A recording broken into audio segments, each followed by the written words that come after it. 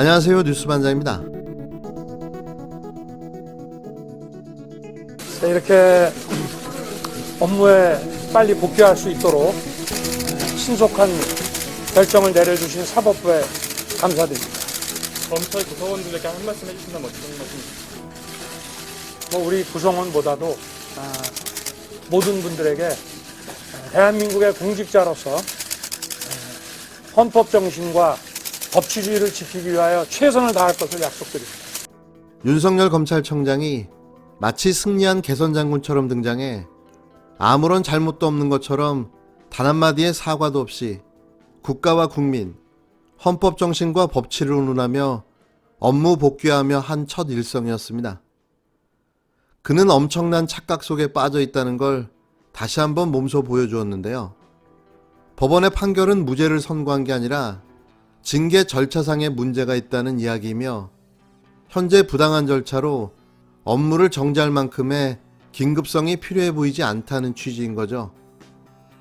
중요한 건 검찰의 판사 사찰은 중범죄이며 그 범죄 행위는 아직 처벌조차 하지 않았다는 겁니다. 어쩌면 저렇게 뻔뻔할 수가 있는지 제가 살아오면서 본 인물 중 단연 최고입니다. 이제부터가 시작이죠. 윤석열의 운명은 진짜 이틀 남았습니다. 당신에게 필요한 건 법치도 헌법도 아닌 준법 정신입니다. 그는 업무에 복귀하자마자 검찰청의 모든 직원들에게 이메일을 보냈는데요. 내용은 이렇습니다. 전국 검찰 공무원들께 드리는 글. 검찰청장입니다. 본인에 대한 직무 정지 등으로 여러분께서 혼란과 걱정이 많으셨으리라고 생각됩니다. 검찰의 정치적 중립과 법치주의를 지켜야 한다는 여러분들의 열의와 법원의 신속한 집행정지 인용 결정으로 다시 직무에 복귀하게 되었습니다. 지금 형사법 관련 재개정법 시행이 불과 1개월 앞으로 다가온 상황입니다. 형사 절차에 큰 변화가 예상되는 만큼 충실히 준비하여 국민들이 형사 사법 시스템을 이용하는데 불편함이 없도록 해야 할 것입니다. 검찰이 헌법 가치와 정치적 중립을 지키고 공정하고 평등한 형사법 집행을 통해 국민의 검찰이 되도록 다 함께 노력합시다. 저도 여러분의 정의로운 열정에 든든한 버팀목이 되겠습니다. 감사합니다. 2020년 12월 1일. 참 후한무치하기 이루 말할 수 없습니다. 손바닥으로 하늘을 가리려는 걸까요? 적반하장도 유분수죠. 이런 글이 나옵니까? 본인이 가장 먼저 앞장서서 헌법 가치를 훼손시키고 민주적 통제를 거역하며 정치 행보를 보이고 있는 자가 할 소리는 아닌 거죠. 본인이 이런 말을 하려면 자기 자신을 먼저 돌아봐야 합니다. 이제 곧 마지막이 될 검찰청장을 이틀 남은 임기 동안 마음껏 즐기시기 바랍니다. 아차, 그리고 징계위원회 위원장이었던 법무부 차관이 사의를 표했습니다. 의도적으로 징계위원회를 무산시키기 위한 고의로 보여지는데요. 알고 보니 윤석열과 사법고시 동기더군요. 동기사랑이 나라사랑보다 더 끈끈하다는 걸 알게 됐습니다. 이분은 아주 사악하기까지 한데요. 자신의 정체를 숨기고 암약하다 결정적 순간에 의도적으로 회방을 놓은 겁니다. 아주 고의적이죠. 하지만 이를 어쩝니까? 그 법무부 차관이 없어도 징계위는 아주 정상적으로 잘 열릴 테니 말입니다. 검사 징계위원인 법무부 차관이 사퇴해도 예비위원으로 대치가 가능한데요. 예비위원은 검사 3명으로 추미애 법무부 장관이 지명할 수 있는 겁니다. 검사 징계위원 구성만 놓고 보면 법무부 장관이 지명 또는 위촉하는 사람으로 구성되어 있는데요. 외부 인원이 너무 적다는 지적이 있어 민주당 김종민 의원이 발의한 개정안이 이미 본회의를 통과한 상태입니다. 그러나 내년 1월부터 시행되기 때문에 윤 청장 징계위에는 해당되지 않는데요. 만약 추 장관이 강행하는 검사 징계위에서 윤 청장 중징계가 나오지 않는다면 추 장관이 추진하는 검찰개혁은 무산될 가능성이 높습니다. 그럴 일이야 없겠지만 말입니다. 또 이런 방법도 있죠. 사의를 표한 법무부 차관 자리에 신속히 후임을 임명해서 징계위를 진행하는 방법. 이도 지금 하마평에 오르내리고 있는 열린우리당 황희석 최고위원이 된다면 상황은 또 달라지는 거죠. 여러 가지 상황수가 모색되고 있고 적어도 걱정은 하지 말라는 의미로 말씀드립니다. 이 무소불위의 권력을 개혁하기 위해 수사와 기소를 분리하고 공수처를 설치하고자 하는 개혁의 들불이 국민들로부터 터져나온 것은 너무나 당연한 역사입니다.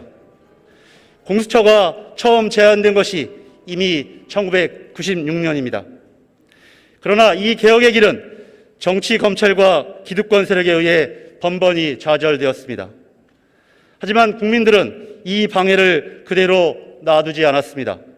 국정농단에는 촛불을 들었고 공수처를 제대로 출범시키라며 21대 총선을 통해서 지상명령을 내렸습니다.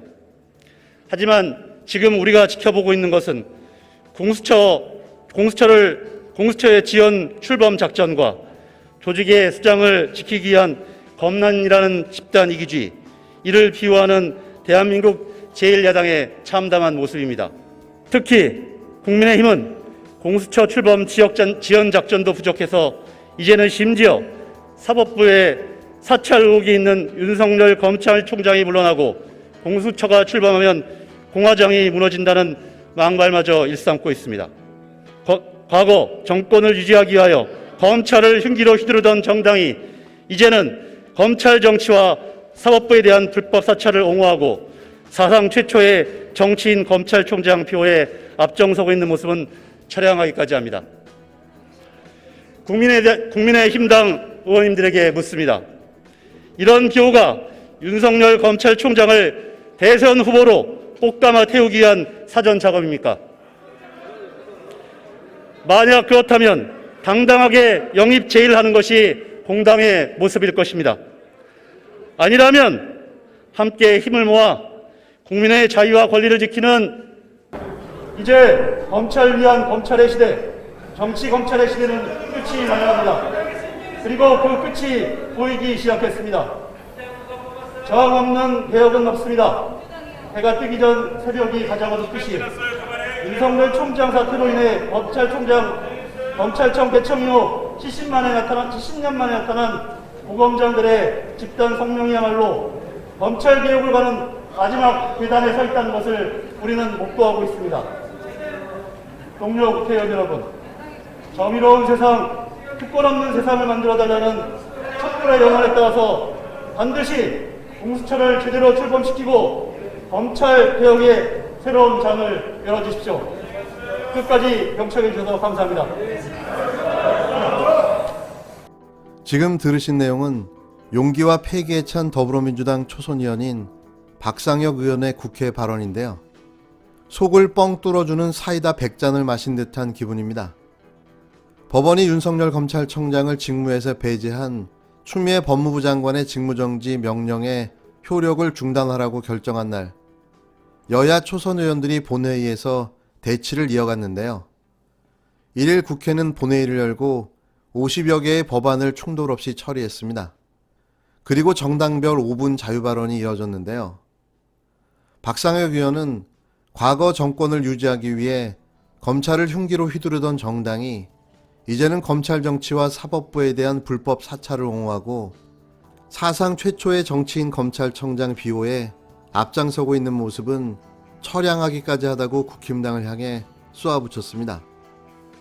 그는 이런 비호가 윤석열 검찰청장을 대선 후보로 꽃감아 태우기 위한 사전작업이냐며 만약 그렇다면 당당하게 영업제의를 하는 것이 공당의 모습일 것이라고 일갈했는데요. 박 의원은 이제 검찰을 위한 검찰 시대, 정치 검찰 시대는 끝이 나야 한다며 해가 뜨기 직전 새벽이 가장 어둡듯이 윤석열 청장 사태로 인한 70년 만에 처음으로 일어난 고검장들의 집단 항명이야말로 검찰 개혁으로 가는 마지막 단계에 서 있다는 반증일 것이라고 주장했습니다. 그래도 민주당에 숨어있는 보석 같은 초선 의원들이 있어 다행입니다. 민주당 173명의 의원들은 자신들의 이름을 걸고 책임 정치를 하시기 바랍니다. 무기력한 여당의 모습을 보려고 과반 의석을 몰아준 게 아니기 때문이죠. 의원을 2번 할 생각을 하지 말고 이번 국회가 마지막이라는 결사의 마음으로 최선을 다해줄 것을 명령합니다.